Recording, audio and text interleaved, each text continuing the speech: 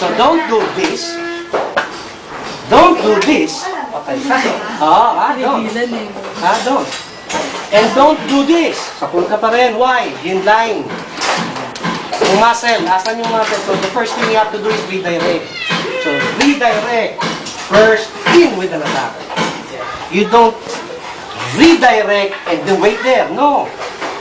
How do you redirect? Wait. Huh? Oh. Disarm. Hit the groin.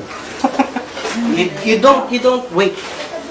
You have to put your hands up. Bakit? As you put your hands up, ang lapit na sa weapon. You see? You only have 12 inches or 10 inches to go. Pero pag yan nandito yan, say boom. Boom. Tapos na. Oh, say boom if you see me. Wala na. You understand? That's very important. Hit the groin. Disarm. When you disarm, tignan mo yung muscle.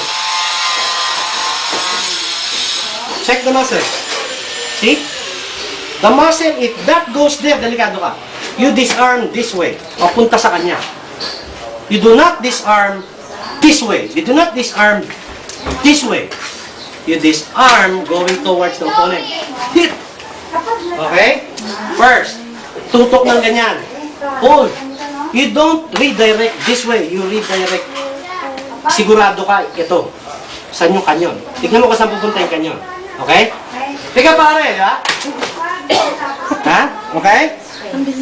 Okay? So you redirect. Tignan mo yung kanyon kung saan pumunta. Slow mo tayo. You redirect first. See? Boom! Pumutok man yan. Doon. Okay? Pag ganyan, ganun din. Pare, di ba? Redirect. Hit the groin. Then disarm. Wala nang baril.